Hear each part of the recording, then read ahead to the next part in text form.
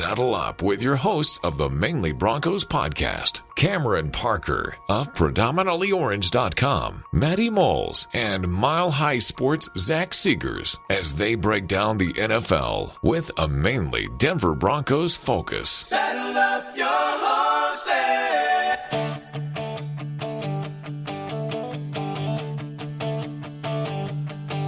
Saddle up, everybody. Pitter patter, let's get at her. It is another episode of the Manely Broncos Podcast, and I guess I thought for sure Matty was going to be a part of this. Unfortunately, he's dealing with another podcast life that he's doing over at Topic Thunder, doing the stuff for the the Oklahoma City Thunder. Yeah. But yep. So we nonetheless though, we got me and Zach are here.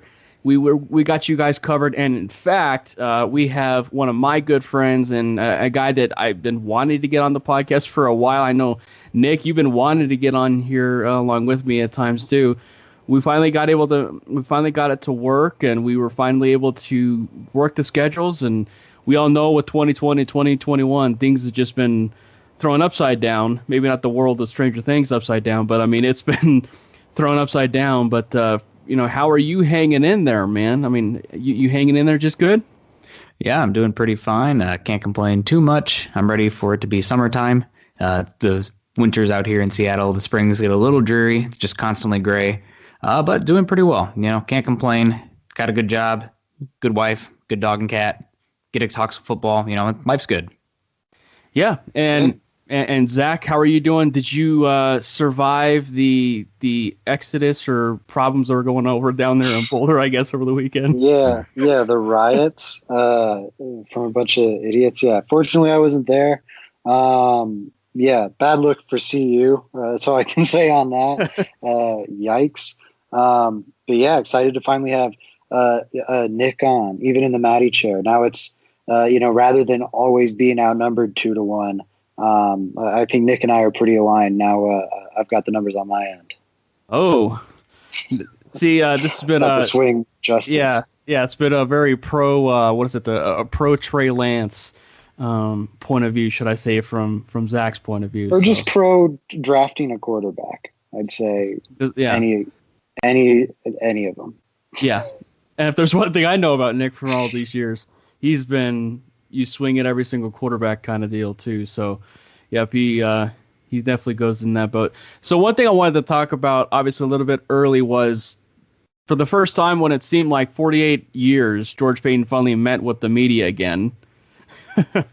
This time, because it's just been a long time since he's met with the media, since his presser.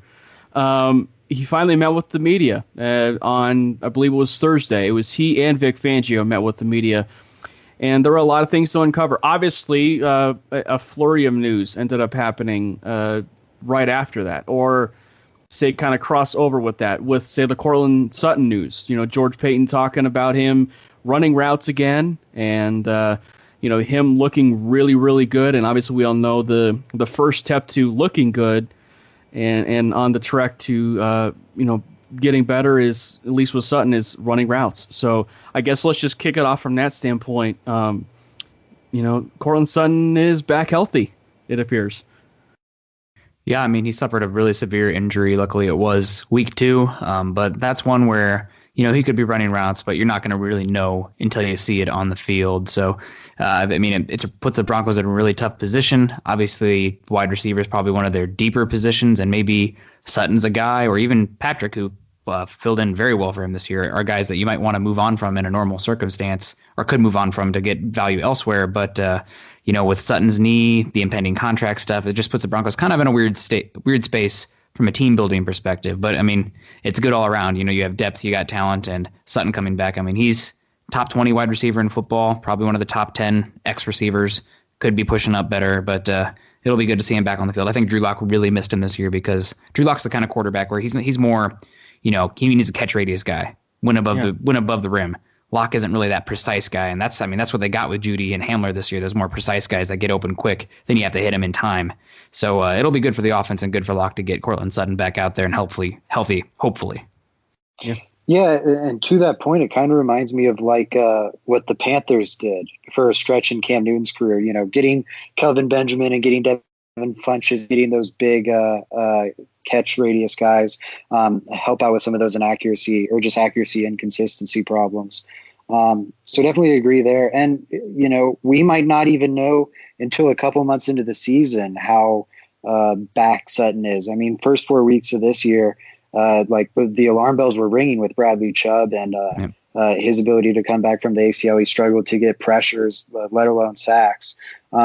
You know, we could see Sutton, who I think he tore his ACL, but didn't he also have a PCL tear or something else? I think it might have been MCL. MCL. But yeah, it's just it's really concerning. I have faith he can come back. It seems like everything right now is trending positively, but yeah, such a big knee injury like that at a position like wide receiver has to be concerning, even if he doesn't win with like speed and route running. Yeah, well, and if you look at it too from the vantage point, Nick brought up the wide receiving room and the deepest it's ever been. You know, it takes me back to what it once was. You know, I mean, it was always like teetering up to far as like bolstering their depth and everything else. But, you know, I don't think I've ever remembered a time when you could roll in a guy like a Tim Patrick, who was questioned as far as like, you know, is he truly a depth guy or is he a guy that's going to be, you know, challenging for wide receiver too? So it is kind of funny to see Patrick kind of roll in there, be a potential number two, maybe even a number one on some teams, depending on who it is. But I just think as far as just how far that wide receiving group has gone from the Benny Fowler days, the Jordan Taylor, the Sunshine days, the Emmanuel Sanders, Demaryius Thomas historic eras. You know, I mean, to go from that to all of that leaving to maybe a depleted wide receiving group to now this. I mean, it's just been maybe a very quick growth or maybe a very steady growth as far as now being maybe one of the deepest it's ever been. Yeah, I mean, don't sleep on the Demaryius Thomas, Emmanuel Sanders, Wes Welker, Eric Decker era. The Broncos had wide receiver talent, but it's deep right now. It's really talented. I mean, I liked what I saw from Tyree Cleveland last year too. I mean, even if he is just a depth guy, at worst bringing some special teams value, but you're talking about a late 7th round pick, and he looked like he belonged out there. So that's what you want. And it's another good wide receiver class this year. So it's a good position for the Broncos to be in, maybe almost to their detriment because obviously it's a good problem to have, but a lot of draft situations, one of the best players on the board when the Broncos pick at 9 ends up being a wide receiver. And, as much as I like to say, you got to play the value game, think long term, I'd be pretty hard pressed to take a wide receiver there at 9. Right. But I mean, there are scenarios where it's hard to go elsewhere. So, we'll see, but it's definitely the strength of this team. And, it's one of those things. Drew Lock has every excuse in the book this year. I get it. But when you're trying to evaluate a quarterback, you have to isolate the variable and put it on that quarterback so that way you can best evaluate them. And that's what John Elway did last year. That's what last year's offseason was. I mean, the Broncos went out and paid Melvin Gordon. They went out and paid Graham Glasgow. They went out and got KJ Hamler. They went out and got Alberto Cuevanam. They went out and got Jerry Jeudy. I mean, thing after thing on top of Noah Fant, blah, blah, blah. Like, at some point, like, you've done everything you can to support that quarterback personnel-wise. He's either got it or don't. Right. Yeah, right. And part of the frustration to me is like a lot of the conversation heading into the 2020 season was, hey, with all this talent they've surrounded Drew Lock with, we're gonna know for sure this season. And like Nick's saying, things happened with that. Like Lock has every excuse in the book, but it's like, man, I don't know. We were supposed to know definitively, and it's like. Makes me uneasy. Herbert and Burrow. Yeah, Herbert and Burrow had worst supporting casts, had 3.5 months less with their new offensive coordinators. Yes, the 10 other guys on offense had a year or 2 or 3 of familiarity in that system. Sorry. Yeah. Though even that's not a given with how much rosters turnover in the league. I mean, teams turn over too. Like the offensive, I can't think of many offensive coordinators that have been with their team for more than 4 or 5 years. That's the nature of football. It turns over quickly. Rosters. Yeah. Within 2-3 years after the Super Bowl team, it was like McManus and Miller were the only, 2015 Broncos left on the roster. That turnover is quick, so I just don't think like the extra year or two some of the offensive pieces had with the coordinator. Like, does it make a difference? Absolutely. But having a better O-line, which Locke did compared to Burrow and Herbert, that helps. Having the 3 extra months with a playbook, because that can get faxed over, that helps. Yeah, the receiving talent. Like, people list AJ Green off for the Bengals. If you watched the Bengals last year, AJ Green isn't AJ Green. Like, the weapons were far better for Locke. Yeah, I don't know. It's again, Locke has every excuse in the book. I agree. Yeah. We can give him another year, yada, yada, yada. But, like, the supporting cast one is one I don't buy. Like, the surroundings were far more advantageous for Locke than they were for Herbert and Burrow. So some of the other topics that were mentioned in the presser were the big elephant in the rooms. Of course, Justin Simmons, and we just touched a little bit on the quarterback position as well. But Justin Simmons, are they going to tag him? Are they going to extend him?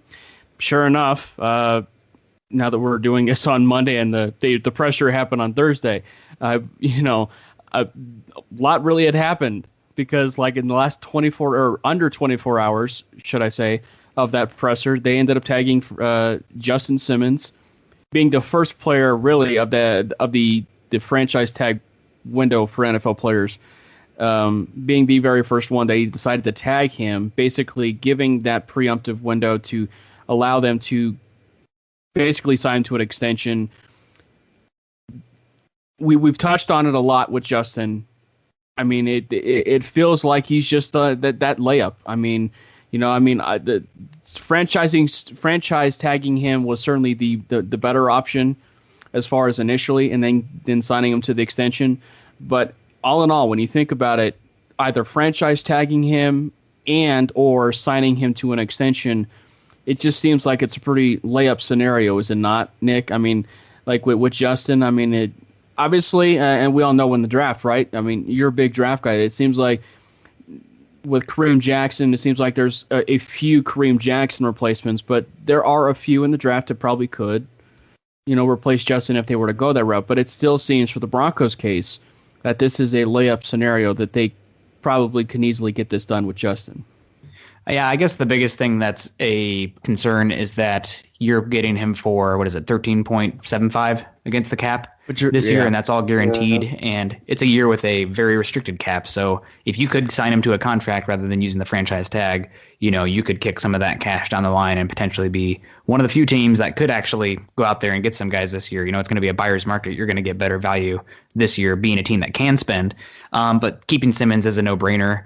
Now you have the chance where you're probably, let's say the Broncos fall flat next year, and nobody wants to hear this, but you always have to think, worst case scenario. Let's say the Broncos start off 1-5 next year. You can probably flip Simmons for a 1 or a 2 rather than the, late third round compensatory pick you'd get next year for letting him walk. So I guess the biggest thing is you do limit yourself as far as cap space this season. But it makes sense to bring him back.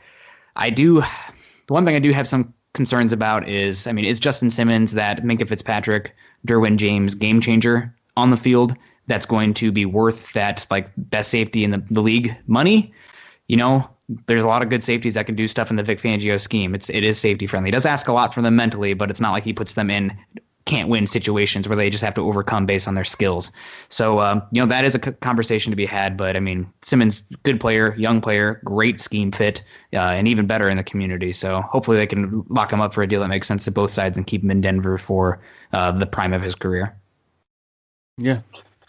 Yeah, I think you make a good point about, is he really a game-changing safety? I think that's definitely the fair criticism with the deal. But I do think he also is a game-changing locker room presence and all that stuff. And it goes beyond maybe you won't get that $15 million a year value out of him on the field, but you also get it in the locker room, and you also get the value of, Peyton has come in very early, and it's been preaching all about, drafting and developing and then re-signing those guys and all those things. And Justin Simmons is the premier example of that. It'd be a bad look, I think, to let him walk. But yeah, you hit it on the head. The only downside to the franchise tag is just gives you a little bit less flexibility this offseason. And also I think, because it's all guaranteed and whatnot, it's a lot more cash up front. I could be wrong on this, but that higher cap value, or not cap, cash value rather, with the Broncos ownership situation might be troubling, considering they're trying to renegotiate with Von Miller, re-sign Shelby Harris, a couple other things that might require a lot of cash up front. I actually think it would cost more cash up front if they signed a new deal for him, because you'd have to pay the entirety of the signing bonus up front that would then be prorated over the whole deal. But I mean, you're limiting yourself from a cap perspective for sure. Isn't there a way though, if they're working a new deal, like isn't there a way? Obviously, the Dak situation, Dak signing his new deal, right? I mean, it ended up being a 6-year deal, so it was like they're adding on a little bit, because I believe it was Schefter said that they are planning to put the franchise tag still on him. So it's almost like they're extending years. So it's like 4 plus the 2 extra years kind of deal, I guess. So it's like 6 years. Isn't there a way for like with this whole Justin thing situation though, where they could, in essence, basically like rework an entire contract so where it is a lot cheaper up front versus more expensive, like on the back end? I mean, that would require them to come up with a negotiation before free agency opens on March 17th. Right. So, I mean, I guess that is possible, but I think you probably missed the boat, and we're not going to see a Justin Simmons extension until the summer. And I think that deadline is July 15th, but don't quote me exactly on that one. Yeah. I mean, that's the hard deadline, the one that they have to get it done. Some people are estimating that it might end up getting done maybe right as soon as free agency opens, or I believe there were some people had speculated that. Brennan Cristal, I think, had anticipated that as well. So, I mean, some people, I guess, are anticipating it could get done, rather soon. And I guess, since we mentioned Dak Prescott, it is worth noting that Prescott and Simmons do share the same agent. Like, they do share the same agent. And when I was looking it up, so maybe there's some sort of, I guess, conversation maybe with the way that France is handling all of this, that maybe he's just looking at it that he wants to get his guys signed before free agency. I don't know. But the Von Miller thing is really interesting though. You were going to say something, Zach, real quick. Oh yeah, sorry. Just quick on the Simmons point. I think it's interesting because I think you can make the argument it's in Simmons' best interest to kind of drag this thing out. He's got leverage. Because typically, exactly, he's got leverage and the safety values keep going up. But to that Todd France point, and circling back to something you said, Nick, it's going to be a buyer's market. I don't think I'd predict it to happen, but I also wouldn't be surprised if we see contract values tank as a result of, just people not having money, and teams like the Saints, the Eagles, there's others that are in cap hell right now, Falcons, that might let go of some pretty solid starters, guys like Von Miller, who aren't currently projected to be on the market, could be on the market pretty soon here. And every team has guys like that this offseason. So I wonder if there'll be so much supply and so little teams able to meet that or able to have that demand because of the cap situation, that we could see contract values tank, and then maybe all of a sudden drawing it out ends up burning Simmons. I think that's less likely, and it makes more sense for him to draw it out to July 15th, but I think there is a scenario where it could hurt him in the long run. I think the top guys are still going to get paid. We saw J.J. Watt got a good contract, so I think Vaughn would still get a contract. But maybe that's something where you play chicken and bluff with Shelby Harris. Last year everybody's like, oh, he's gone for sure if he hits the market. And then the market was dry, and that could come again, which would be unfortunate because Harris has been a good player. But that's the situation where you're trying to maximize your cap dollars. You let Harris walk and say, you know what, like if there's a deal out there, God bless you, go get paid. But if not, we'll see you back for this price. And that's playing hardball, but that's business. Well, yeah, and I wonder certainly with what they're going to do as far as Denver goes. I mean, it seems like a lot of their priorities are keeping a lot of their in-house guys, and. Yeah. Maybe how much is that lip service? I feel like that's always like, we want to keep our guys, we want to draft, blah blah blah. But like, it's different when the bullets are flying and you got contracts in front of you. It's a lot of every team says this. And not to mention, you have a new general manager now, so it's like we have like this completely new, way of thinking. That's like, okay, he said that he wants to keep his in-house guys, so the only thing that we're going off of is like these in-house guys. The only way that we could really consider it lip service is, the one thing I always say is like words are meaningless if there's no action behind it, kind of thing. So yeah. I mean, like he could say all this, but then in free agency he could, go out and sign these Levante guys. David. Sign Levante David if he just magically tests free agency. So I mean, like he could just completely be aggressive, for it. So I mean, who knows? I mean, it very well could be lip service. And as we're talking about some of the in-house guys, and we mentioned Von Miller and Shelby Harris, Von Miller, I guess we won't necessarily talk too much on the legal battle, but the legal situation was dropped. The legal case was dropped. The Von Miller situation, the charges were dropped of, I believe it was Troy Rank, because he was the one that said it, but it was a supposed domestic abuse. That was the thing that Troy Rank had mentioned, but it was dropped. And that's a pretty big domino from the simple fact that you have, Von Miller with the situation now of maybe staying in Denver or them picking up the option. So, I mean, where do they go? And we'll start with you, Zach. Well, where do they go? I mean, it seems like a no-brainer. Yeah, I mean, I think you really want to bring Von back, man, but it's going to be tough at that price tag. Like, coming off an injury, led the league in pressures, or was very close to it. The last season he was healthy, but of course a very low sack total.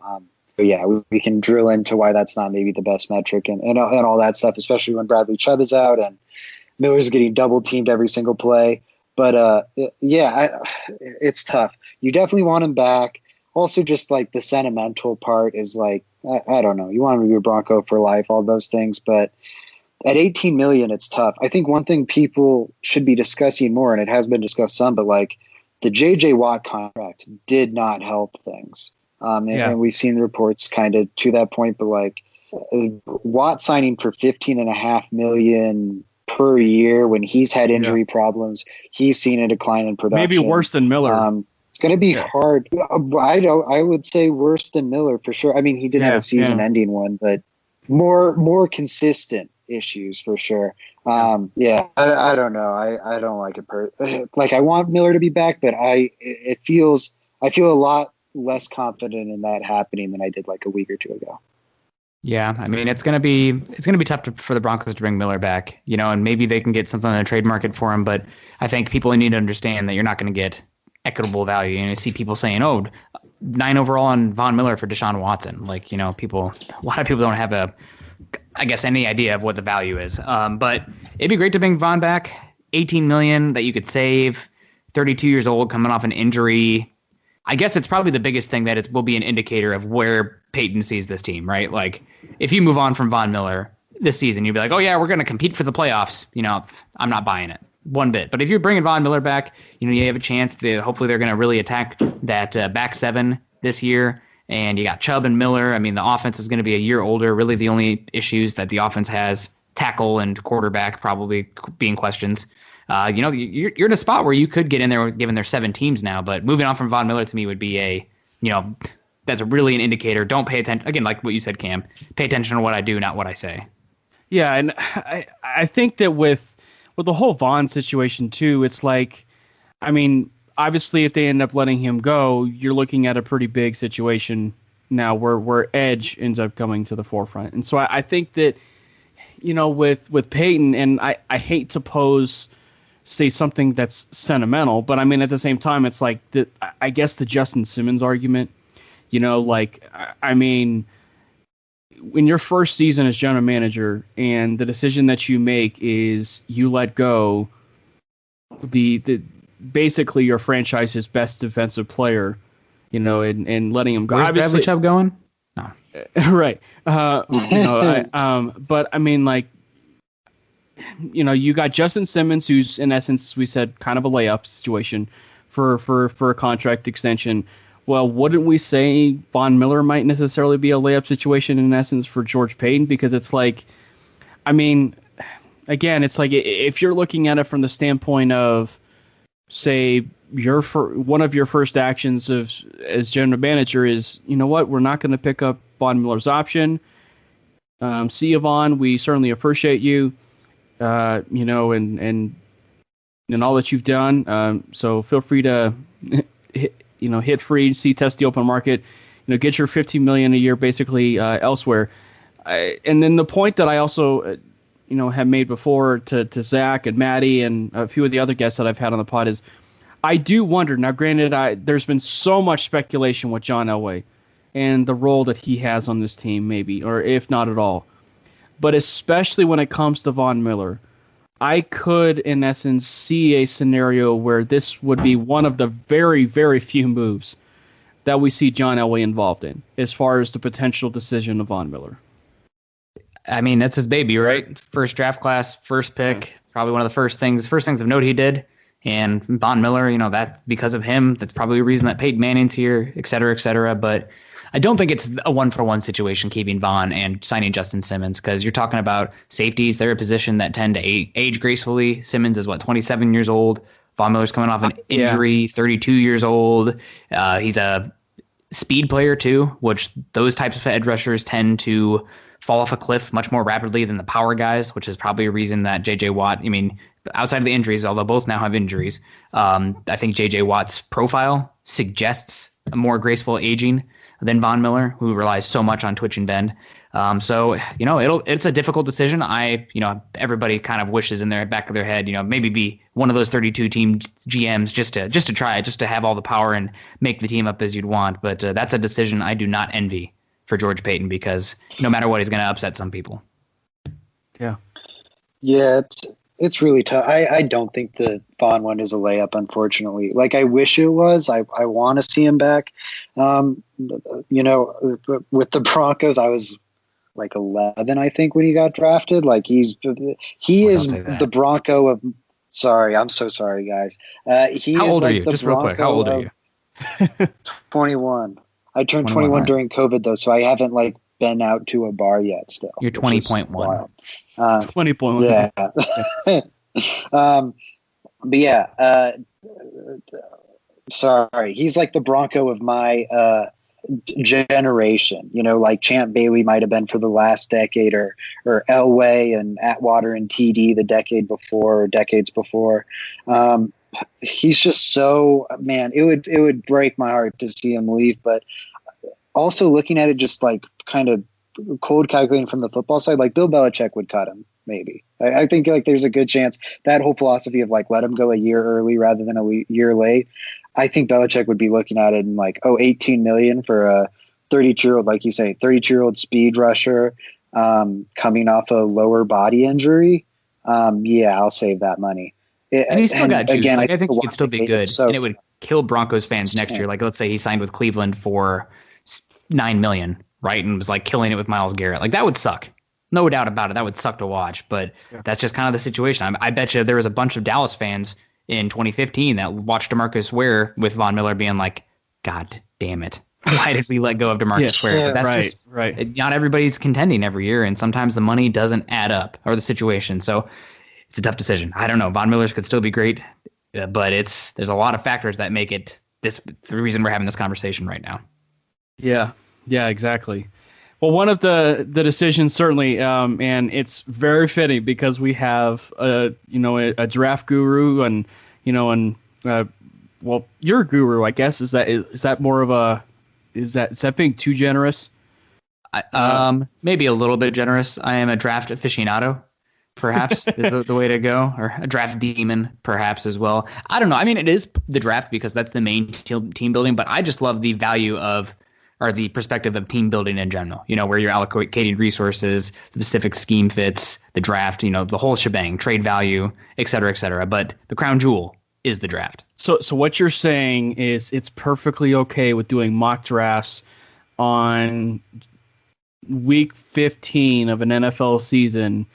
You're saying you're saying I'm not a gatekeeper fan. If you want to do mock draft simulators and they make you happy, they bring you joy, then I'm all about that. And it's really, mock drafts, some people get upset, they never get it right. Well, you're trying to project all these different things, and who knows how one team views a guy, how the board's going to fall. It's not really about predicting it right. It's about going through the scenarios and talking about what fits as far as value, what fits as far as scheme fit, and how to evaluate the set of players that are in front of you given different situations. It's an excuse to talk about 7 prospects. Like, find me, right, man. If I ever get a 7-round mock draft for the Broncos, totally correct, I'd be losing my mind. Like, if I get every round, like if I see anyone get every round correct or every pick in the first round or whatever, I think Albright has posted before. He got like the 2nd most accurate mock draft in the nation, and it had like 12 of the first 32 picks right. Yeah. Like, it's a total everyone's going to get it wrong. And there's also and I agree, it gives people unrealistic expectations about who's going to fall and how far they're going to fall, and makes you think you might get much better values than you'll actually get. Right. Yeah, or who's good and who's bad. But I think there's always like there's a couple weird guys that drop that you just like can't predict pre-draft because we don't have all the medical information and character information, all that stuff. Like, people thought Jack was going to drop, but up until like the days before the draft, no one thought Miles Jack was going to drop to the 2nd round, or like Reuben Foster dropping all the way to 32. Like, there are just sometimes these cases, and these guys just keep dropping. They happen every year. Yep. Well, I think that there's also this whole narrative, and you guys have seen it. I've seen it, over the years that, well, you guys failed on a draft prospect, so therefore you have no idea what you're talking about, kind of thing. And it's like, it's okay to fail on a draft prospect. Like, Nick knows. He followed me through the Paxton Lynch era. I mean, that was like the one that's like my overarching, I guess you could say, draft prospect nemesis of all of this. Always be skeptical of people who cover teams that are huge fans of the quarterback no matter what. Right. Always be skeptical. Right. And, I think one of the and I guess it's a 2-point thing. Is like one of the things that I guess we all fall in this trap of is this comparison, making comparisons or making those comps for players, and then the second thing is, just maybe figuring out like, exactly where they go, like what exactly is their fit. Because like there could potentially be a player that fits, let's just say with Vic Fangio, and ends up going to a completely different scheme and ends up excelling. So it's a complete crapshoot. So all this whole nature of, well, you got a prospect wrong, so your case as far as being a draft analyst or a potential draft evaluator goes out the window because you got this prospect wrong, this prospect wrong, this prospect wrong. And it's just like, I always like the draft process. I mean, I usually start it like right around bowl season, as you know, Nick and Zach. I usually start around like bowl season, but I like it because it's like it shows our imperfections. Because it's like if you were to like, as far as a person in general, we're not perfect at all. So like if we miss on something, it just shows just how imperfect we are as people. And to further your point, we're never going to have all the information from where we're sitting. It's like you're given a puzzle and you're missing 30% of the pieces and you're trying to put it together. Like, you might get it right sometimes, but it's a lot harder when you're missing so much key information. So, you do the best you can. That's all you can do. Yeah. Yeah, I was hearing an interview with Mike Tannenbaum, former NFL GM, now is like ESPN's front office insider or whatever. Yeah, knows his stuff. And he was saying, Hall of Fame GMs like Ron Wolf and whatnot have a hit rate or success rate. He didn't say hit rate, success rate on first round picks of 59%. So if like Hall of Fame GMs are getting it right on their first round picks, like forget second, third, fourth, all that, on first round picks, they're right 3 out of 5 times. The Hall of Fame, like it's ridiculous to think media guys who, one, like you just said, have way less information, and two, way less knowledge than Ron Wolf. Like even the Daniel Jeremiahs of the world aren't like Ron Wolf or these like Hall of Fame GMs. Thinking like, I don't know, that people are going to have anything close to an 100% hit rate. Like if you're getting it right more than 50% of the time, in my opinion, you're doing a good job.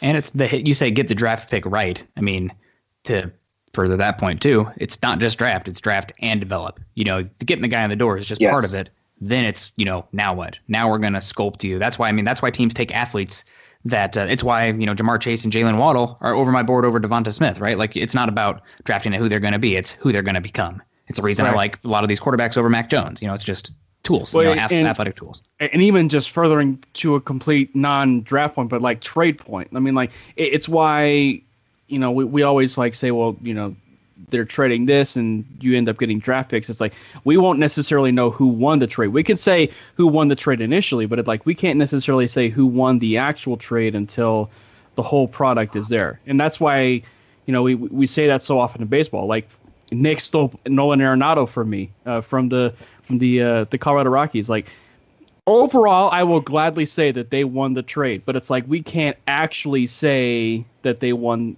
the trade because of, unfortunately, the top 200 players that got sent to us and not top 10 players that got sent to us. Like, we can't necessarily say like who won this trade overall, because I mean, like, overall it's kind of like that logic. I mean, like, we can't necessarily say, or we can project it, of course, but it's like, we can't say definitively they're definitely going to win this, and we probably could, because a lot of people fall into that trap. But it's like, we can't definitively say this particular thing's going to happen, this particular thing's going to happen. So that whole draft talk was kind of transitioning into our mock draft Monday. We're bringing it back. We're bringing our mock draft Monday, and we had used the Draft Network for quite a while as far as our mock draft simulator, and that we would do for a seven round mock draft. We're going to change it up, and we're going to use Pro Football Network's mock draft simulator this time.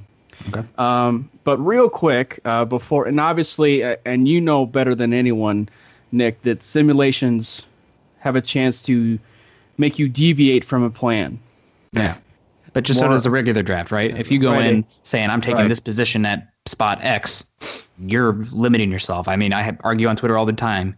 People will say, you have to take this position. I'm as big, proponent of taking a cornerback early as anybody, but, the board dictates the direction you go. So you're saying you would take a running back at the number 9 pick? Is that what you're saying? Theoretically, I actually think yes, but not in this class. Okay. If Christian McCaffrey was there in this class, I might think about it at 9. But there's not a Christian McCaffrey in this class. Yeah, so I like that. Okay. Yeah. So my question that is posed to you, and obviously, with it being a simulation, as we just phrased it, what is your free agency detail plan of what will happen if you were to project it? Because obviously this is a draft scenario. So what will happen in your eyes before we kick off this draft?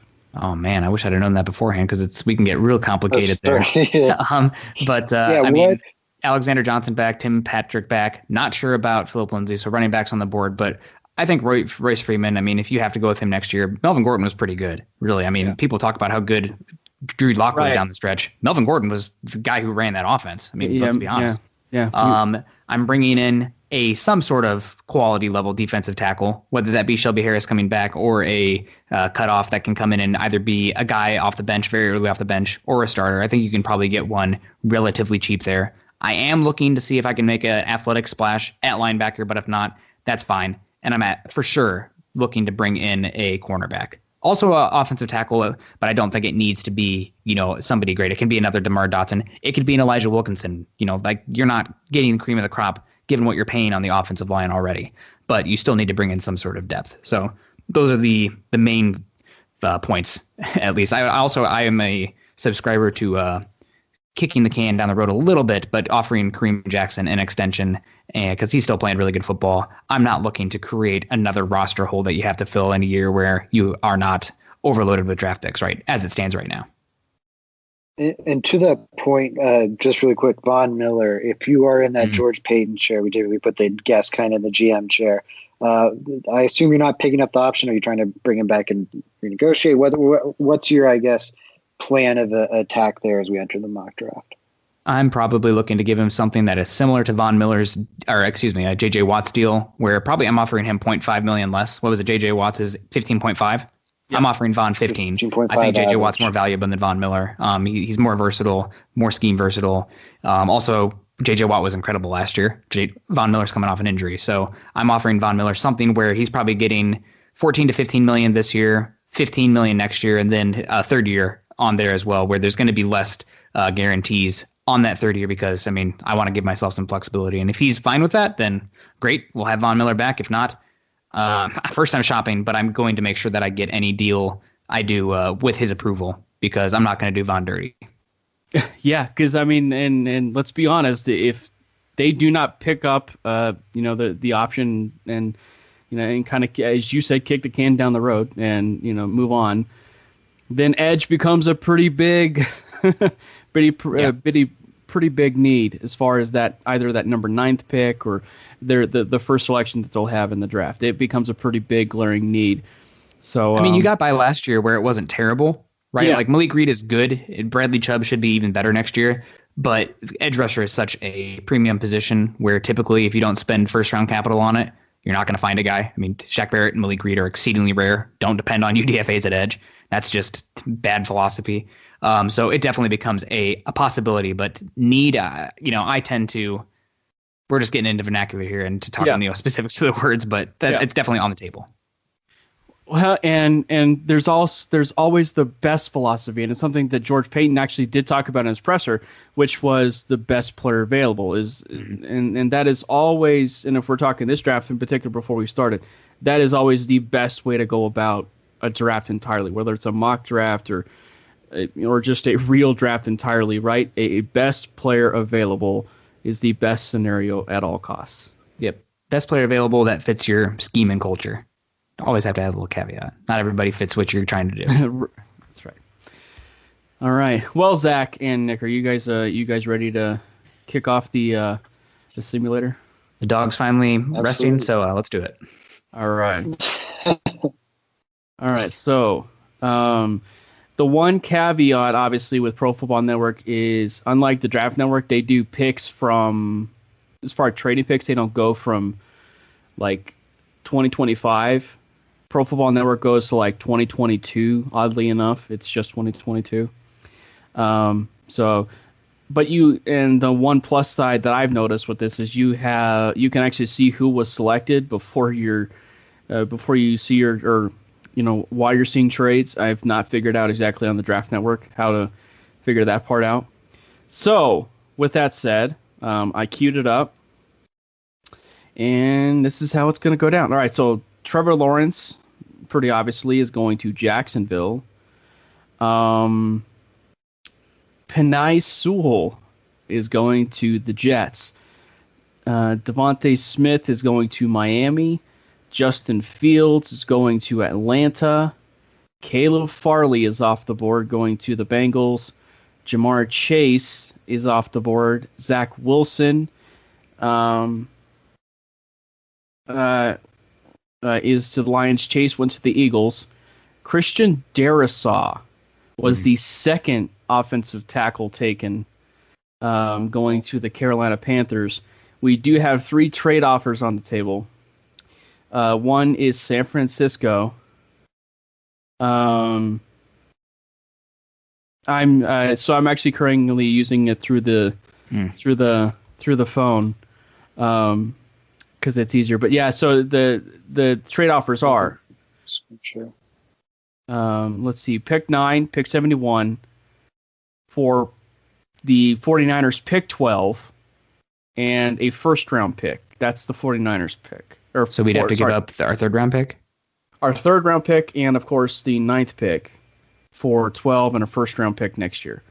And then Washington is basically the same thing that we would be sending. So 9 and 71 for pick 19, a first this year and a second this year, a first next year and a second next year. And then let's see, what is it? Pick 9 for, this is Jacksonville. So pick 9 for pick 25, pick 33, and pick 106. And who's available? I mean, what's the board even look like? So the board as it falls: Jalen Waddle, Kyle Pitts, Trey Lance, Rashawn Slater, Micah Parsons, Jeremiah Owusu-Koramoah, or as I like to call Jockstrap, Patrick Surtain, Gregory Rousseau, J.C. Horn, Kwity Paye, Christian Barmore. Well, what are you guys thinking? I know I'm the guest, but I'm curious what your thought. I mean, my first thought is I'm a big Trey Lance fan. I would be all about getting him. I think he's got incredible tools. He's 20 years old. Zach hates Trey Lance. I'm kidding. Yeah, I hate the guy. But that's my first thought. I'm totally with you, man. I feel like though that's I'm in lockstep there. I don't think that's as probable. Him being there, maybe the Broncos going that way too. So taking quarterback off the board, I mean, I know it's not a position of need, but you have to look at Kyle Pitts there, right? Like, I don't care if you have Shannon Sharp on the roster, right? Like, this is a weird draft cycle. That's an incomplete process. Mm-hmm. Kyle Pitts is the guy who, if I was betting on anybody in this class, is the most likely to be a Hall of Famer, right? So, like, I don't give a crap who you have on your team right now. Like, you have to consider Kyle Pitts because he's that good. And also, I'm a subscriber to positionless football when it comes to pass catchers. Right, like if Travis Kelce is your wide receiver 2 or 1, or Darren Waller is your wide receiver 2 or 1, I don't care. He's that number 1 pass catcher on your offense, and I think Kyle Pitts can be that guy too. Looking at EPA per play as the main driver there. So then, what do you do then? I mean, obviously, in sort of all jokes aside, that was kind of some talk with Albright and Ryan Edwards as far as Kyle Pitts a few days ago. What do you do? Obviously, Noah Fant is in essence their tight end number 1, pride of the Iowa Hawkeyes, murderer of Nebraska Cornhuskers. What do you do with Noah and Albert Okwuegbunam?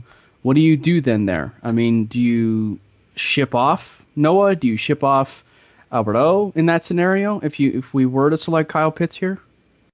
Cream rises to the crop. You're talking about having a good problem. I don't care. I'll figure it out. My job as a general manager is to get the best talent as possible on this roster and let the coaches figure it out from there. And you're talking about a 2021 problem as well. I mean, Kyle Pitts, some teams have him as wide receiver on their board. So there's a reality where he is your de facto Cortland Sutton replacement. You know, like it's not the tight end room is full with young talent. I don't care. He's that good.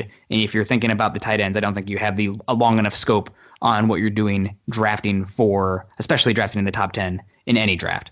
So in a vacuum, I probably would take Trey Lance because he's my number 4 quarterback, but I have no issue taking him. I think he's got special upside, special trades. Yeah. I think you need to have those tools to succeed as a quarterback in today's game. And I'm running, Pat Shurmur, either figure it out, or we got Mike Shula, who ran the Cam Newton rookie year offense and got Cam Newton rookie of the year and broken all the rookie pass records. Like, you have to figure it out with your quarterback. Like, Lamar Jackson is running an offense. He's one of the least accurate passers down the field. He won MVP his second year. Figure it out. You have a talent. Make it work. Figure it out. Yeah. Yeah, I just heard an article on this today. The Broncos should absolutely consider Trey Lance. The reasons for, if you scout him and you're like, the player's not for us, the person's not for us, whatever, that's a different conversation. But the arguments about, he's not a fit with Shurmur. Pat Shurmur should not, the guy who, again, we talk about these coaches being on the hot seat entering this season. There's a really good chance, if not more likely than not, that Shurmur's off the roster or off the team by the 2022 season. He should not be dictating what you do with a top 10 overall draft pick. It's just ridiculous. And like you said, no one's bringing up the Shula point, but it's an important one. He coached Cam Newton for 7 years. Has Pat Shurmur done a lot of quarterback designed run stuff in the past? No, he did a little bit of it with Daniel Jones, but no. With that said, I think Mike Shula can draw some of that stuff up. As for the weird fit with Drew Lock, it kind of goes back to the Kyle Pitts tight end thing. Get the talent in the room, and hopefully either Lock or Lance hits. I would put my money on Lance and trade the other one. Sam Darnold's been just as bad as Lock. Better pre-draft pedigree. Also a younger player, though maybe he's technically a couple months older than Lock at this point. But he's still, getting a 2nd round pick or a 3rd round pick. You think you could get something somewhat similar for Lock? I don't know. For me, those philosophical reasons wouldn't prevent me from drafting Trey Lance. And I think that's why, if I like the player and believe in the talent, I take him. I think that's why Trey Lance is like maybe one of the other few quarterbacks that I'm a little bit open to. Just because if you take Trey Lance, I mean, he's got a lot of, say, some project to him, so to speak, and like there's like he's like one of the one quarterbacks, or maybe the one quarterback of the top 4 that you could take him at 9, sort of sit him, still roll with Drew, figure out what happens with Drew, then maybe figure out some sort of trade scenario where you could ship off Locke or ship off Lance for potential draft capital. And I just think that that's a potential scenario, I guess, as far as if they were to go the Trey Lance route. Because, I mean, like, you're in essence basically drafting either your replacement or, at the same time, competition for Drew down the line. So, I mean, like, yeah. Lance in that case, I mean, I'm not opposed to it in a sense. The only thing is, you know, and it's obviously the biggest narrative with first round picks is it's just that when you draft a guy, especially in the top 10, or let alone in the first round, they have to play immediately. See, I don't prescribe to that thought. I think it's all about the window that quarterback gives you. And right now, you know, we're on another development year for Drew Lock, and you only have 2 years left of his rookie contract. You could reset that completely with a player who's 5 years younger in Trey Lance. And even let's say he has to sit a year, which I mean, I'm not 100% saying he has to sit a year. Like, he's been working for a year with Quincy Avery. They actually put a lot on him mentally at the plate. And because of his arm talent and athleticism, he's got a get out of jail free card. He doesn't have to execute everything like Peyton Manning out there, right? Like, you can let him go out there and be an athlete sometimes. That's fine. That's today's NFL. So I don't fully subscribe to that. And also I think that, you know, even let's say he has to sit year 1, you still have 4 years of quarterback control where you only have 2 left with Locke. So I don't know. And he's 5 years younger than Locke. I mean, I'm a big Trey Lance fan. I have no issue doing that. Another point I wanted to make, I think it's Chris Page over at Cover One made this point where drafting a quarterback in the top 10 these days, it used to be where if you miss on that guy, you're in trouble. These guys are getting massive contracts, huge guarantees. If you miss on them, you're done. The Jets, I mean, as bad as they were this year, is that franchise sunk? Are they like dead in the water? No, they're not. They can draft a quarterback this year and off to the races we go. They can even get, like Zach was saying earlier, recoup assets for getting a guy trading off Sam Darnold. So let's say Trey Lance comes in and he's only middling up and down. The Broncos aren't doing anything. And you need to hit the reset button again. You can do it. You're allowed to do it. And you can trade him off and still get something over. So, I mean, it's not and I still think Drew Lock has a chance to be a good quarterback for sure. Like, he has tools. Yeah. He's still young. I'm not saying he can't, but it's more just how all these factors set up. You're picking at 9. There's a lot of really toolsy quarterbacks. Trey Lance might be the toolsiest of them. I have a hard time passing that. But if you guys want to, I know we're spending a lot of time on this conversation, but if you guys want to go with Trey Lance and just talk how we go there, that's great. If you want to take Kyle Pitts, that would be my other one. That's great. If you want to trade down, that'd be great. I'm down for whatever. You guys are the general manager. I'm just offering some advice. Where are we going, Zach? My vote's Trey Lance.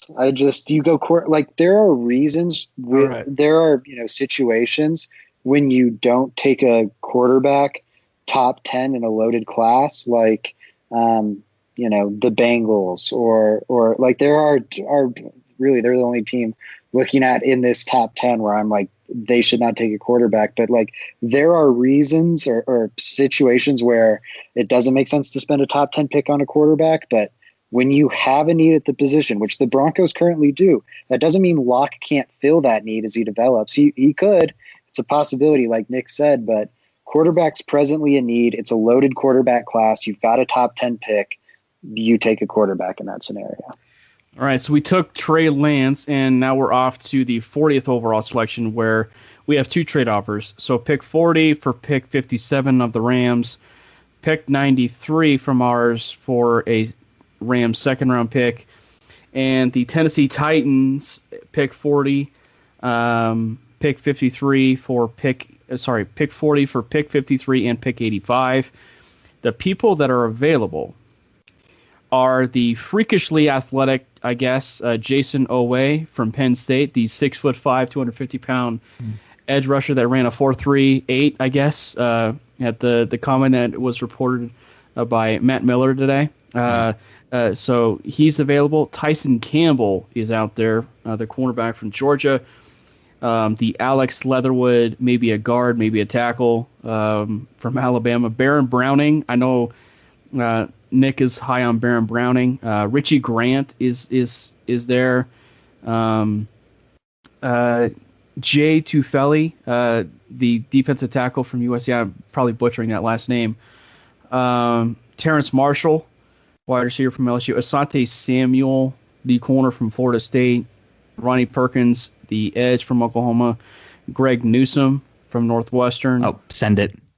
Send it. That's it. We're done. We don't have to go any longer. I'm taking Greg Newsome here. He's not making it here. I don't care what the pick is. He's a great scheme fit. He's going to be my cornerback too for the Broncos.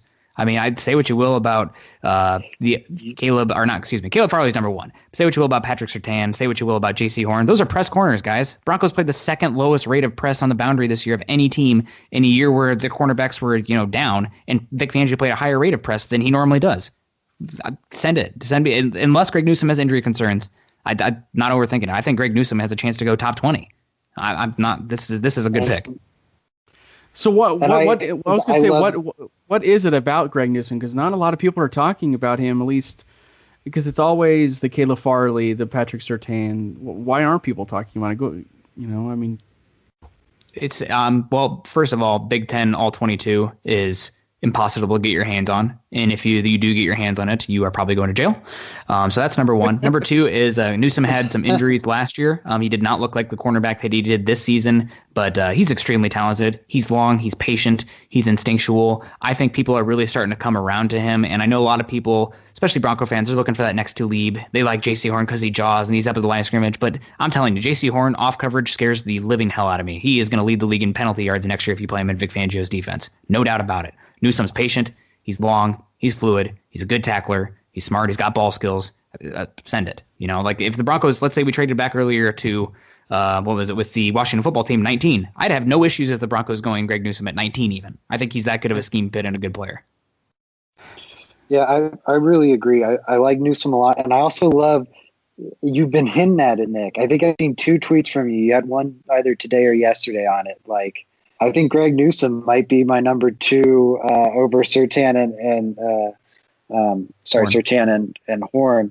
For Denver. But yeah, I absolutely love it. It matters. For Denver, of course.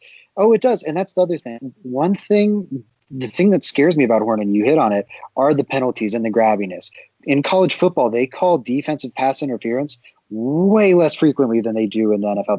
They let college athletes get away with a lot more hand fighting. And so when you see a guy like J.C. Horn, where his whole brand is physicality and kind of being grabby and whatnot, I do really like the talent. I do like the cornerback, but the scheme fit doesn't work, and 2, the grabbiness is a concern for me. I think we could see a lot of PIs from him early. God, I'm trying to remember the recent corner that had that problem, but I can't off the top of my head. Yeah. So now going on to the third round, pick 71. We have one trade offer, of course. The Tampa Bay Buccaneers, pick 95, and a third rounder next year for pick 71 and 252 of this year. The players available are the running back, Michael Carter from UNC, Eric Stokes, the freakishly fast corner from Georgia, Josh Myers from Ohio State, Spencer Brown, Rashad Weaver, Javon Holland, Amari Rogers, Patrick Jones from Pitt, Tommy Togiai from Ohio State. Let's see, Dwayne Eskridge, Chaz Surratt, Quincy Roche. Is Eric Molden still there? Eric Molden, cornerback. Yeah, it does not look like it. He was. Let's see where he was taken. You said Elijah Molden? Elijah, excuse me. Yes. Yeah, he was taken by the Saints at pick 60. So close. You said Eric Stokes is still there? Eric Stokes is still there, yes. What do we have for linebacker? Off-ball linebacker? Linebacker. So I'll just list all the linebacker. Well, They have Chaz Surratt, Cameron Mcgrone, Monty Rice, Tony Fields, Charles Snowden. And what do we have? I'm a big Mcgrone fan. I do like Mcgrone, but I don't know if I like him early third round. It's just a little early. What about on the interior defensive line? Defensive line, Togiai, the defensive tackle from Ohio State. Yeah. Tyler Shelvin, Marlon Tuipulotu. Yeah, from USC. Bobby Brown. Okay, edge rusher. Can I have edge rusher? Rashad. No, you're good. Rashad Weaver, Patrick Jones, Quincy Roche. Seems like a lot of the better players available are from edge standpoint. So you got Rashad Weaver, Patrick Jones, Quincy Roche, Joe Tryon. Joe Tryon from Washington, Rashid Jr. from Oregon State, Chauncey Golston from Iowa. And how about give me those cornerbacks again? You said Eric Stokes is still there? Yeah, Stokes will be the best corner of that bunch that's there. So Stokes, DJ Daniel, the other one from Georgia. Kelvin Joseph had his kind of seen some Twitter pub lately. Ambry Thomas, Keith Taylor. Okay, give me running backs. All right, so running backs. Let's see. So we have Michael Carter, Kenneth Gainwell, Ramondre Stevenson, Trey Sermon, Khalil Herbert, Chuba Hubbard, Kylan Hill. Offensive tackle's the last one. Then I think I know which way I'll go. Spencer Brown, Walker Little, Jackson Carman, Deontay Smith, James Hudson, Adrian Ely, Brady Christensen. Okay. I think this is tough because I am very much a proponent of quantity in the defensive backfield, and I don't even care that I just went Greg Newsome. Eric Stokes there is great value, and you're going to need 4 or 5 cornerbacks playing in the AFC West the next few seasons. And if I can get ones that are cheap, sign me up. I will say, though, I am very interested in the top 3 tackles you listed there for Denver because Juwan James, as far as I'm concerned, he's going to be back this year, they say. But do I depend on that? No, and even if he is back, I'm probably moving on as soon as possible. So Spencer Brown does really intrigue me there. Walker Little, he's a phenomenal athlete. I think people forget his specs are incredible. And then also Jackson Carman, really powerful. Might be a guard in the league, but if you're running, the Broncos played some of the most gap-centric rushing schemes in the NFL this year. So all 3 of those tackles do stand out to me. I don't know. I think that's the way to go. One of those 4. But do you guys have any thoughts? Oh man, I like the tackle idea. Yeah. Do you have anybody stand out? Spencer Brown to me is a guy who I absolutely love the idea of Munchak getting his hands on him, and just because he's that's to me similar to the obviously different prospects and all that, but it's similar to the Muti pick of let's give Munchak a really fun project to work on and hope for the upside. Yeah. That was one that stood out to me. Eric Stokes, we talked about value in the draft. After he ran a 4.24 or whatever, he's not going to be there at the top of the 3rd, but it's great value. Like you said, keep adding those cornerbacks. I don't know how I feel about Stokes at the top of the 2nd, but I definitely like him here. Though, again, he's a really talented cornerback. And then I guess the one you didn't mention that stood out to me was Michael Carter, the running back out of North Carolina.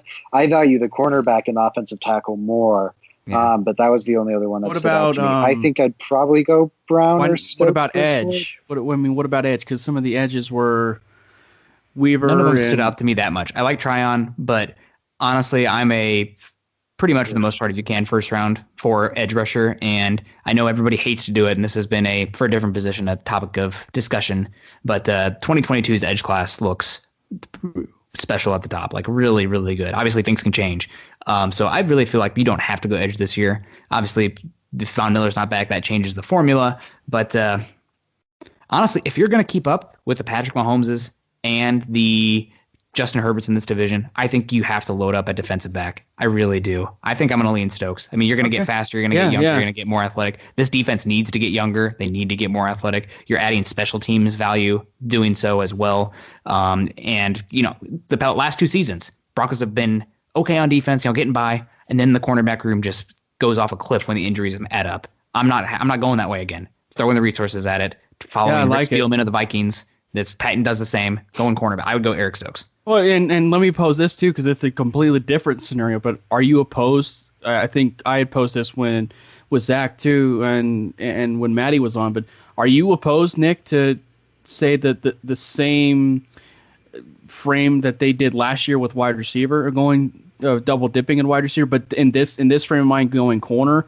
So like if they were to go Caleb Farley at 9, and then, for what it's worth, if he was available, I don't know if he will be or not, but like going out and getting an Asante Samuel or a Greg, obviously maybe not a Greg Newsome as you would mention, but I mean Elijah Molden. I would love to go Caleb Farley and then Elijah Molden. They're different types of cornerbacks. You need to toss resources at that back 7. You need more cover guys back there. I know linebacker is also a cover need, but cornerback's a more premium position. I think you can probably find cornerbacks. And honestly, I think the linebacker room this year has probably the highest floor of any of the Broncos' defensive spots, because you're getting Stranad back, you're getting Josie back, you're getting Alexander Johnson. Yes, it'd be nice to get better athleticism there, but you could be fine going into next year with the same class you had this past season. So I'm tossing resources at cornerback. I already got a young quarterback. I got Greg Newsome, who I absolutely love. Now I get a guy who's extremely high ceiling, Eric Stokes. You're going to need those cornerbacks. You need multiple of them. This team hasn't had them for years. Go out there, get younger, get athletic, get cost controlled.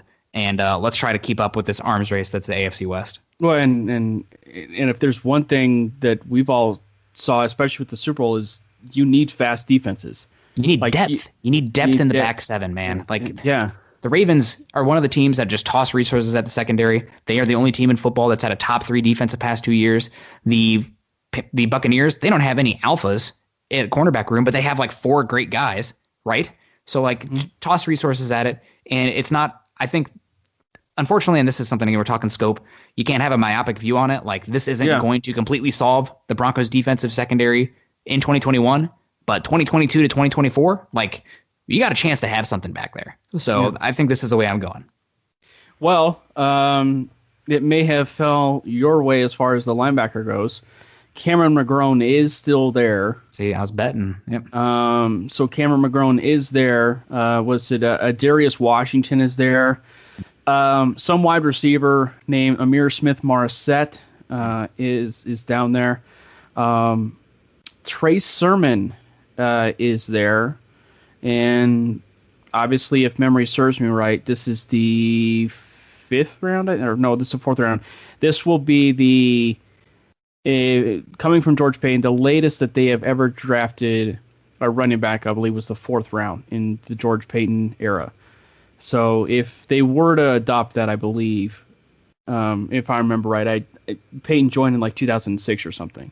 Give me the Trench Boys. I need to hear what the Trench Boys are. Let me hear about these big defense. Boys. The big boys? Both, all of them. All of the above. Yeah. All right. Not interior offensive line. Let's hear me the tackles, edge, and defensive line. Sounds good. Bobby Brown. Bobby Osa.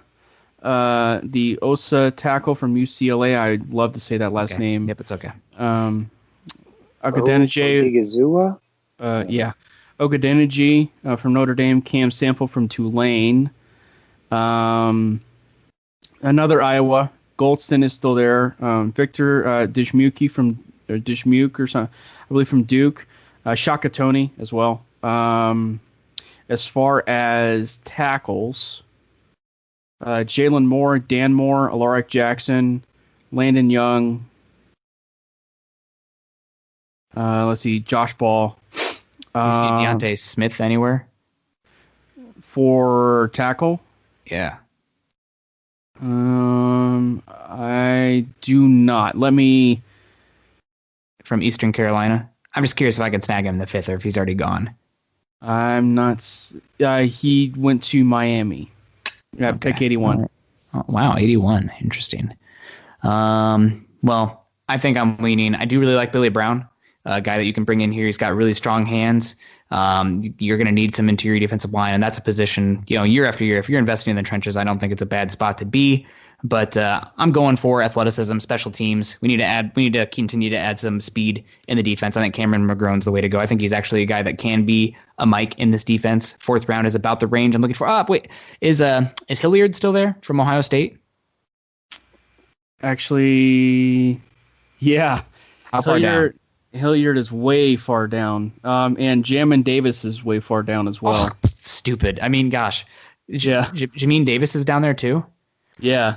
Oh man. Yeah, they got Jamin 176 overall and Hilliard 215 overall. I don't know. I just think for the sake of the mock, let's just pretend that Davis is gone because he's going to go top 50. Yeah. Like if this is dumb. This is the type of stuff, where Mox is like, oh, I can get Jamin Davis every single time in the back of the whatever, and my mock is incredible. I can just wait on linebacker. Yeah. So, no, let's pretend that he's gone. He will be. Honestly, I think I am going to lean, and I'm going to go Cameron Mcgrone here still. I think he is one of the guys who can play Mike here. He can come hill. He can pursue. He can take on blocks. His 2020 year was not as good as 2019, but Michigan was, what did they play? 2 games this year because of COVID? They had a really weird season. I know the athleticism's there. He's young. He's got some coverage ability too. So I think this is a golden spot to take Cameron Mcgrone. Yeah, I can't hate it. You put Cameron Mcgrone on me for quite a while. Yeah. So I would not hate it. I'm in that Cameron Mcgrone fan club, and it's not because of his first name. So, yeah. Zach, where are you? Well, tackle, I love the pick. And tackle and linebacker are 2 positions where I'd feel comfortable taking some raw talents. Vic Fangio, arguably the greatest linebacker coach in NFL history. Mike Munchak, maybe the best offensive line coach currently in the NFL. And then one of the best offensive linemen in NFL history too. Give those guys we referenced it earlier in regards to Mac Jones or Nick did. It's not just about how good are these players now, it's projecting with their athletic tools what they can be. But all that projection comes down to how much faith you have in your coaching staff. It's one thing when you have the Vance Joseph coaching staff that was really struggling to develop guys like, DeMarcus Walker and the like, as opposed to this Fangio coaching staff where, we can knock Fangio, I think all we want, but from running back coach to just all these positional coaches are really, really strong. The tight end coach is renowned across the league. But offensive tackle and looking at needs this year, offensive tackle and linebacker especially are positions where I'd like to take a Spencer Brown, circling back to that one, or a Cameron Mcgrone, some of these more toolsy raw guys and develop them. And I love Derek Stokes' pick too. It was just too good a value. Yeah. Yeah. Oh no, I would have, like I said, I was between Stokes and Brown there too. I just mean that type of tackle. I'm trying to think if there's another one on Walker Little, the same boat, man. He's a freak athlete. Yeah. Highest spark ever recorded for a tackle recruit. Well, and but does he have the spine injuries, or am I mixing him up with someone else? Yeah, no, there was an injury where he had a spinal issue. He sat out this whole last year because of COVID, so it's a concern. But you're not getting a guy in the 3rd round with his athleticism, unless there was something like that. So, I will say also before we move on here, Cam Mcgrone. This isn't really we're talking day 3 here. You're not drafting for 2021. You're drafting for 2022 and beyond. Right. The Broncos have 2. I think they're in an okay position in the linebacker room. It's not the detriment where cornerback is right now, where it's yikes when you look at it. Linebacker, though, they could get by next year. Alexander Johnson, Justin Strnad, and Josie Jewell. But Alexander Johnson and Josie Jewell are, I believe, would be on their last year of their contracts next year. So you're filling a need before it's even there. That's what you hope to do with this pick. You're getting special teams value this year. If you can come in and displace one of those starters or an injury happens, whatever, that's good. You have that guy, but you're hopefully filling a need at linebacker a year before you even have it. So you don't have to spend that early capital next year. So you don't have to go out and spend that money in free agency, giving yourself flexibility. Yeah. Yeah, absolutely. All right. So moving on to the next pick is we took Cameron Mcgrone. The players that are available, let's see. We have the corner from Oklahoma State, Rodarius Williams, David Moore, Jamie Newman from not Georgia, but Wake Forest. Marvin Wilson, the defensive tackle from Florida State. Kendrick Green, the linebacker, Amen from Oklahoma State. Richard How do you say his last name? LeCount. Look, the safety from Georgia. Yeah, Richard LeCount. LeCount, I Sure, think. the third. The third. Kylan Hill, Darius Stills, Benjamin St. Just, Larry Roundtree, Drake Jackson, Daz Newsome, Cameron Bynum.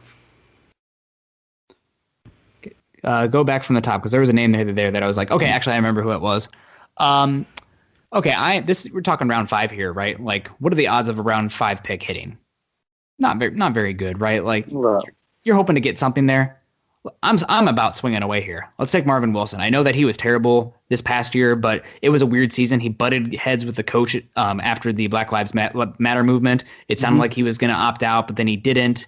He was playing on a terrible Florida State defense, but we saw in 2019 that he has the profile, the athleticism, the length to be a starting defensive tackle in this league. And even if he's just rotational next year, I'm getting a body in there where I'm hoping that I can develop and squeeze some juice from him over his rookie contract. So I'm leaning Marvin Wilson here just because even if he flames out, he's a 5th round pick, right? Like, he has a chance to be a starter that I could get in the 5th round. Sign me up. Yeah. And a good starter too. Like, if he realizes that ceiling, like, who knows? But like, we're talking about a pure interior defensive lineman that preseason everyone thought was a top 20 pick. He was getting mocked to the Broncos in the 1st round before the season started. And like you said, bad season, but the 5th round hit rate's low anyways. And we haven't addressed defensive line yet, I don't think. And you need to at least add some form of depth or something in there. So I'm all about that pick. So, I will say I was interested in Kylan Hill. He's my day 3 running back of choice. I think he's one of the few day 3 bell cows where you can do a little bit of everything with him. You're probably not getting a starter with him, but rotational. I mean, that's about as much as I ever cared to invest in the running back position anyways. But defensive tackle, again, investment pick, high ceiling. If he doesn't hit, it's a 5th rounder. You know, it couldn't be the worst. It could be much worse. Now, obviously, we've taken 2 cornerbacks, so we probably wouldn't triple up there, though, like you said, keep investing in that position. You're going to need those corners. What do you think about St. Just? He's been climbing up recently. He's a guy I'm a fan of. Yes. If the Broncos, let's say St. Just is a guy who needs a year in the fermentation chamber, right? Like, he's from Canada. He bounced around. He's got really good tools, length, but I don't think you want him seeing the field much beyond special teams this season. So if he blew me away, honestly, I have no issue spending a 3rd resource on another cornerback because that guy's probably not seeing much of the field outside of special teams anyway. So you're not making an investment for 2021. It's about 2022 and beyond. But that being said, I think Marvin Wilson, you're getting a chance to get a 4-year guy, developmental, who can be brought about rotationally next year. And if we hadn't gone Stokes there in the 2nd, let's say it was Spencer Brown, I think St. Just makes a little bit more sense. But you already are super invested young-wise at cornerback. Now, you have a really good young trio of cornerbacks. So it's definitely something I thought about when I heard the name. But I'm looking for the Marvin Wilson upside and the investment in the interior defensive line there. So one of the things that I've been wondering just as a draft on a whole, and we mentioned it with Marvin Wilson, are these guys that either are going to be drafted a lot lower than we think or a lot higher than we thought?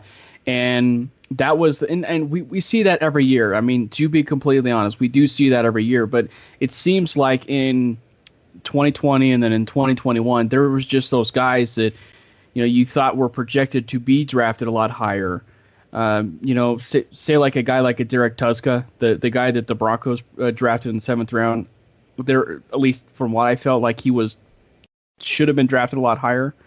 But I mean, like, it just feels like this year we could have that same type of scenario where there will be guys, and it's maybe particular due to the whole opt-out situation and everything with the whole college football season, that I think that we are going to see players that are drafted certainly a lot higher than maybe even people initially thought.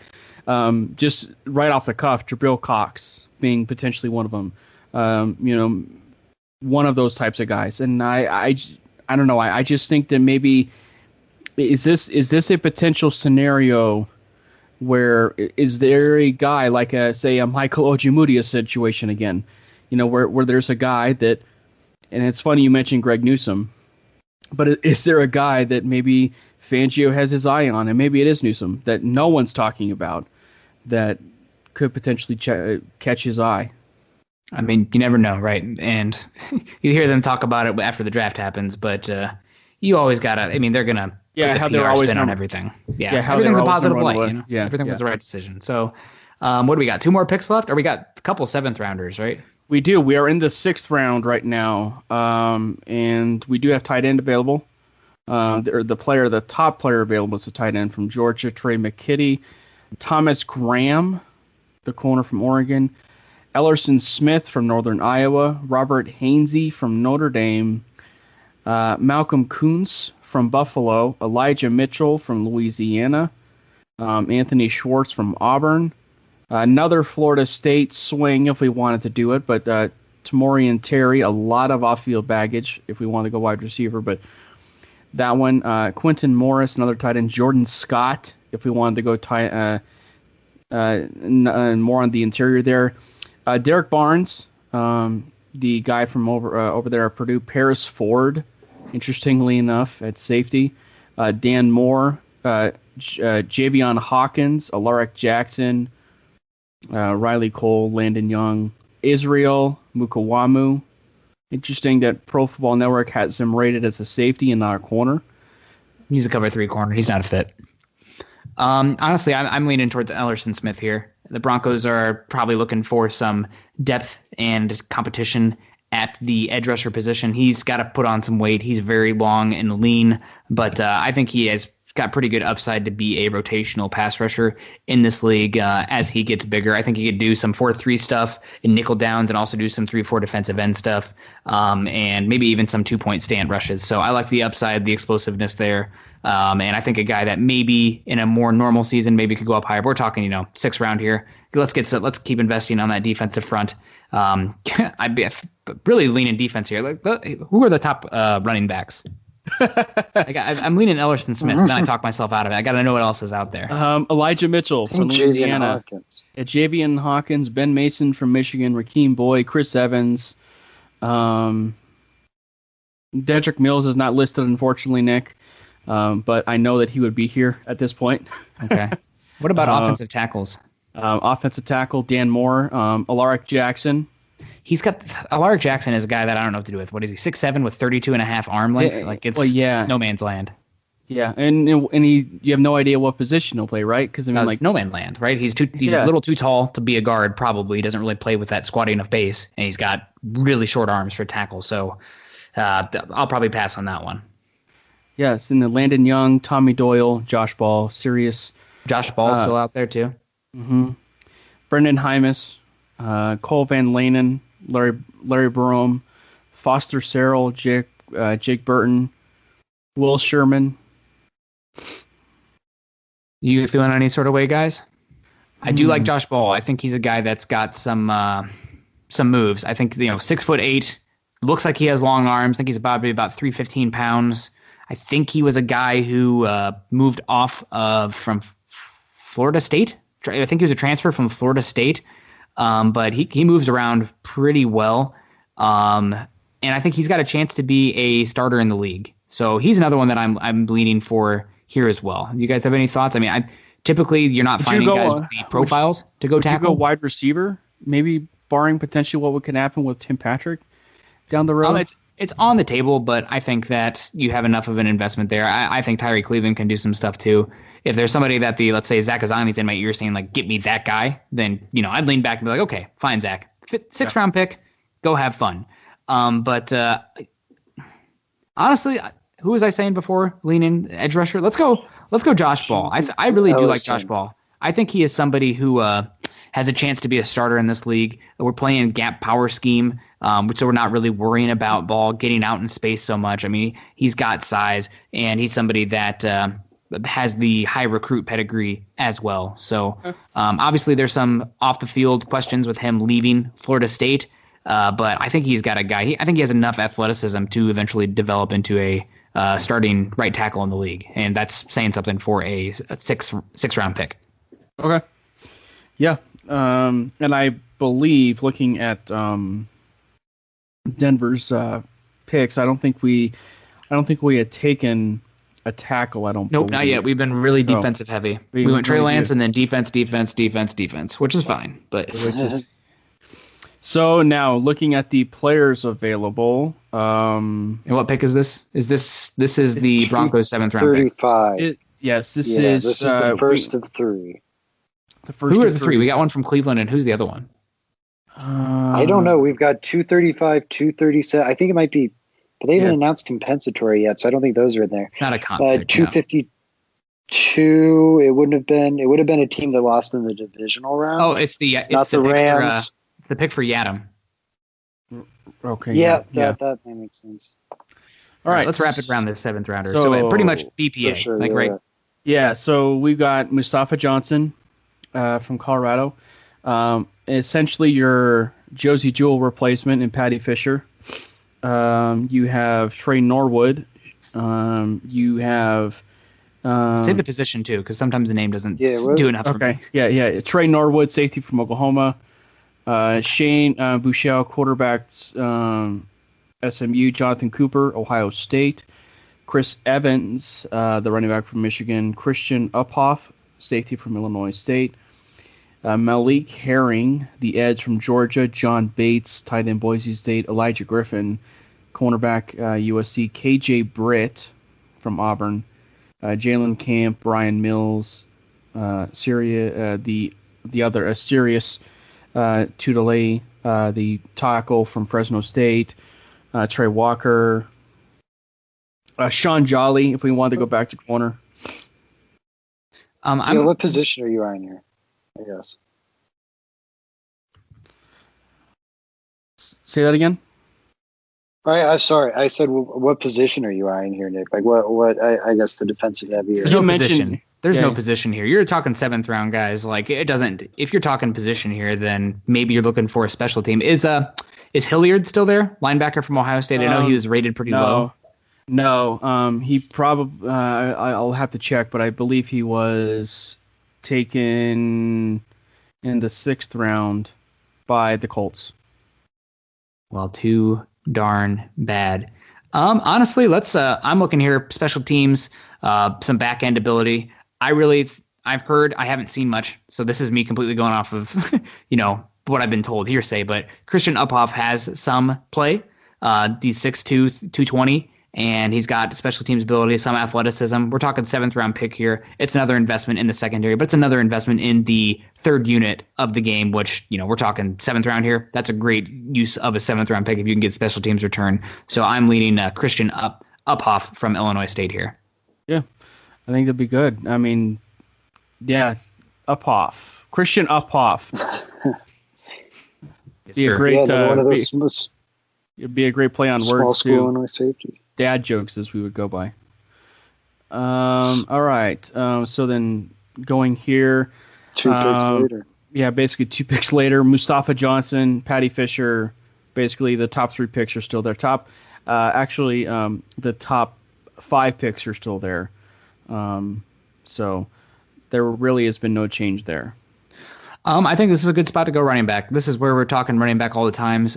Chris Evans didn't really get play at Michigan, but he was good down in the Senior Bowl. He's got some athleticism. This is where you want to turn those running back picks. I mean, you got 3 7th rounders. You need bodies in there. I'm about adding upside and competition to that room. So let's go with Chris Evans. So actually, Chris Evans, I take it back. Chris Evans was taken. He's the guy who the Cowboys poached at 236 right before us. He was the guy that I get. Yep, he was literally the guy the Cowboys poached. Right. I was in the sandwich of our picks. Yeah, here we go. Nick was getting all excited. This is working out perfectly.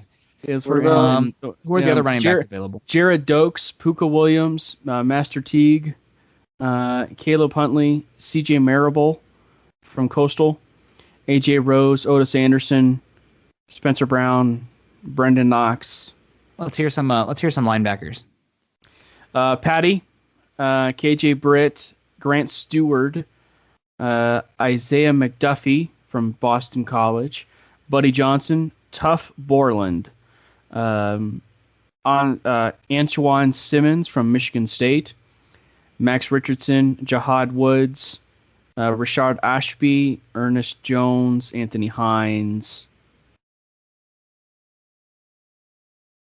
Okay, none of those really stand out to me. Let's just read the top again. Best player available: Mustafa Johnson, Trey Norwood, Shane Buechele, the QB from SMU. The Jonathan Cooper, Ohio State, Malik Herring, Georgia, John Bates, Boise, the tight end, Elijah Griffin, the corner from USC. I have a safety that I really like here. It's kind of a nickel back, and I know we just went safety too, but we're investing in the unit. Is Jamar Johnson still available? He is. Indiana. He is. He's one of my pets. Let's go Jamar Johnson. Chance to talk about him. I think he can do split field coverage. He can come down and play the slot.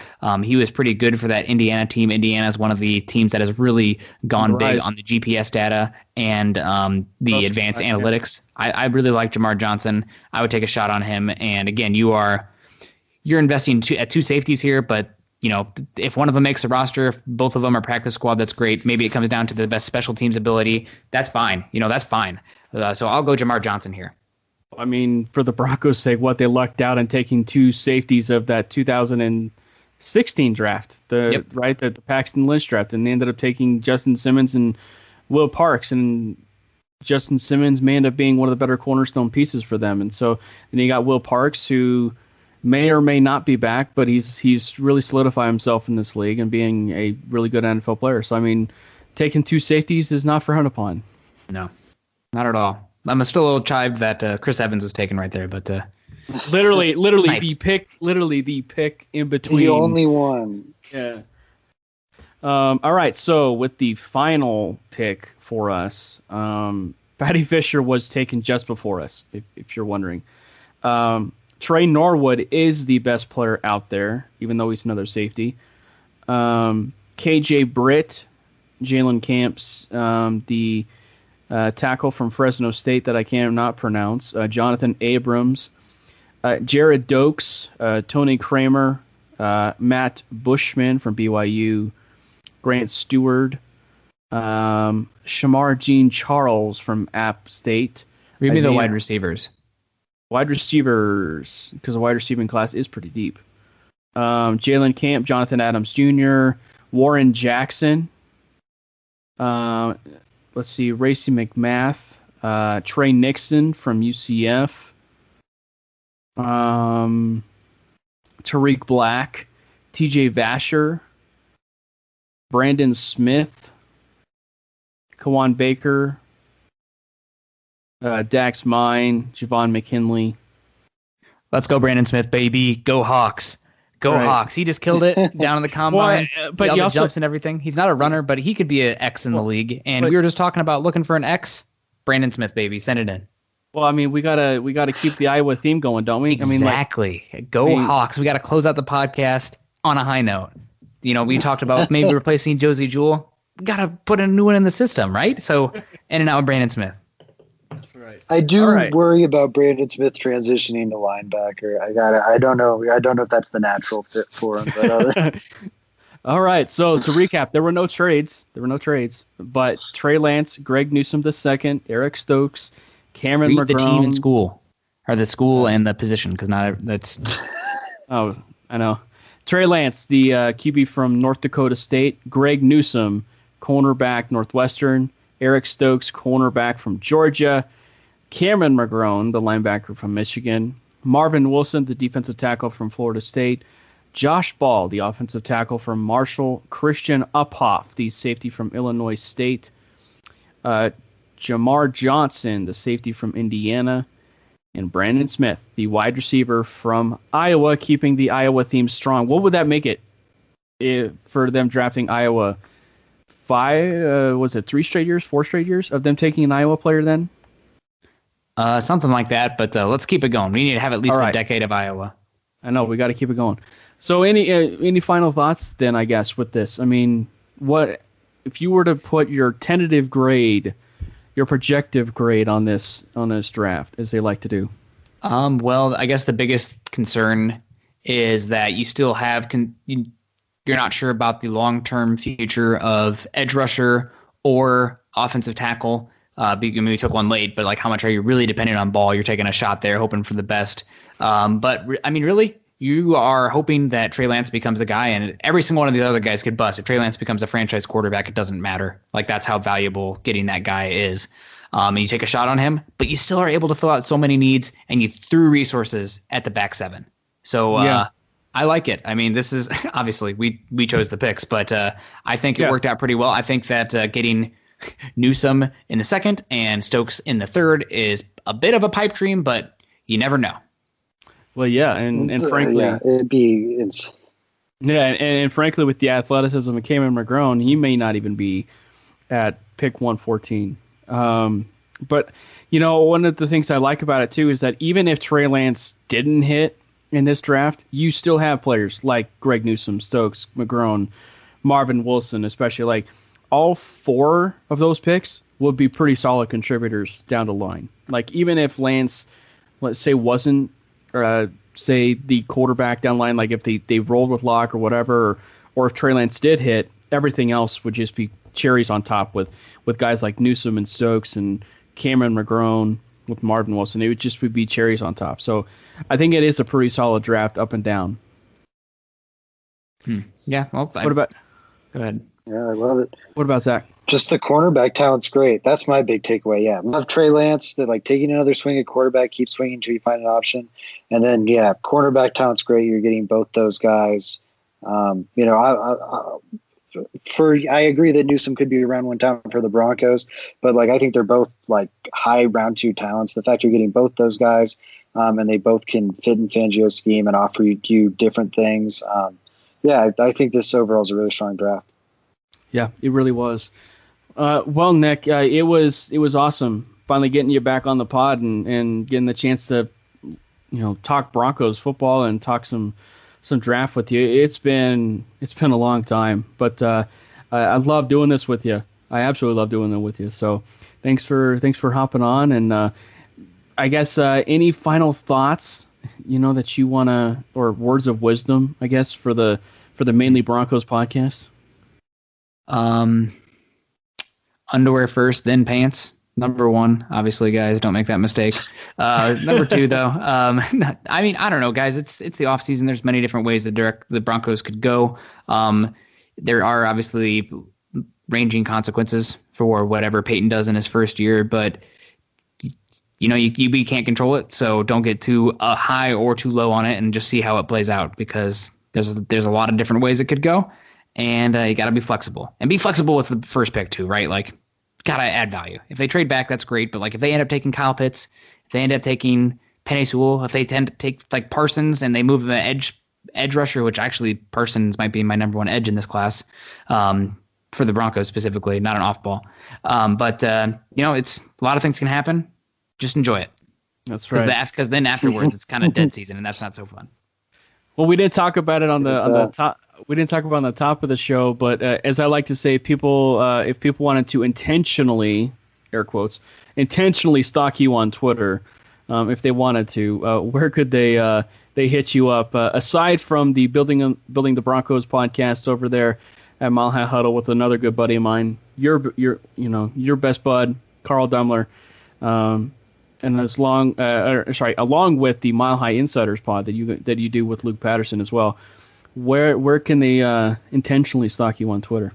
Yeah, find me on Twitter at Nick Kendell MHH, NickKendell MHH, and find my work at Mile High Huddle. I've been writing. Today was my first day where I haven't written multiple articles in the same day, so I've been turning them out. I actually just have one coming out at some point here, which was 6 pages long, about how the Broncos shouldn't shy away from spending multiple resources in the secondary. So comes to fruition here. That I'm not going to say that influenced me wanting to go Eric Stokes there with that 3rd pick, but to plug that on my brain. But no, guys, thank you very much for having me on. I got to go because the dog is sitting here looking at me like I got to go to the bathroom. But appreciate you guys very much. Great talking to you. Yeah. Nice meeting you, Zach. First time face-to-face other than just Twitter interactions. Keep up the good fight. And Cam, it's always good to see you. Go Hawks, Nebraska sucks. Exactly. Yeah. See you guys. We'll see you. All right. Everyone. Oh, man. So Zach, man, that was just some final takeaways as we just hit it off. That was amazing. Obviously it was great. I mean, the draft turned it out exactly the way that you wanted to with Trey Lance. I know. That's what happens when I get the numbers on my side. Chaos reigns. I love it. It was different. I don't know. People should not sleep on. Well, the thing I liked about it was, I was just gonna say, the thing I liked about it's such a different draft than what we were used to. Yeah, I think that's good. You get a guest on like Nick as opposed to. I mean, we had Larry, and I think the last 2 mock drafts we did were with Larry and Tim, and like great guys, not knocking them at all, but they are like, in the lock camp. Nick definitely brings that other perspective of not being in the lock camp. And I mean, Broncos fans, don't sleep on Trey Lance. Like this guy, for start, I wrote an article on this day, so I'll just go through some of these points. Like we talk about, he's so raw and underdeveloped. He's going to need to sit for a year or two. It might take him 3 years to be good. Like us as draft analysts and draft nicks have gotten so many of these quarterbacks wrong in terms of pro readiness or raw or whatever, like consistently over the last decade. It's been like not only wrong, but like the polar opposite of what our pre-draft expectations are, or were rather. So I just don't think we should have this philosophy of like, Trey Lance will definitely take so long to get ready. It's just pressing the reset button. He might come in and instantly be great, especially being able to lean on that athleticism to win games at points. I love it. And also, Pat Shurmur shouldn't stop you from doing anything. Neither should Drew Lock. You're clearly fairly willing to move off of Lock, calling on Stafford and whatnot. Of course, you want a sizable upgrade, but like you're not tied to Lock. You're not that tied to Shurmur from all reports we're hearing. So why are you letting guys that are unlikely to be on the roster 2022 and beyond dictate huge, massively important roster decisions? I don't think you should. Yeah, and it's one of the ones that I just think it's going to just bear watching because we'll watch it certainly unfold, with free agency, and we're going to have a much better identification of where this team's headed, the plan that they've certainly going to be having in place, and the direction that this team is going to go. We'll have a better idea because we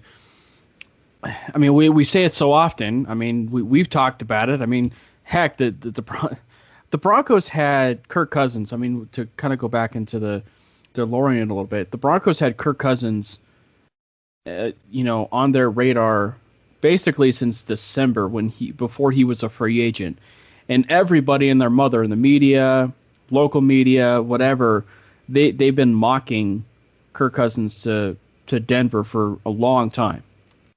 And then was it the midnight of for free agency, they ended up trading for Case Keenum.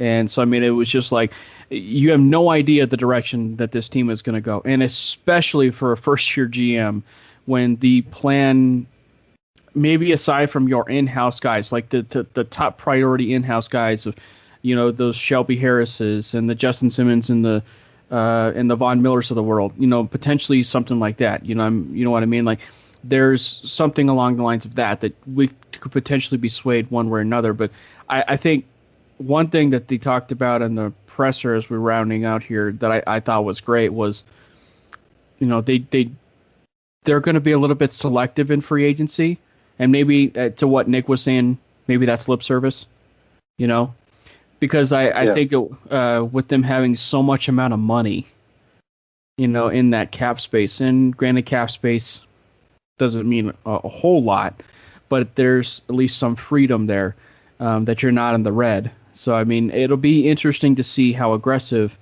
that team will be as we're now sitting at what, Zach?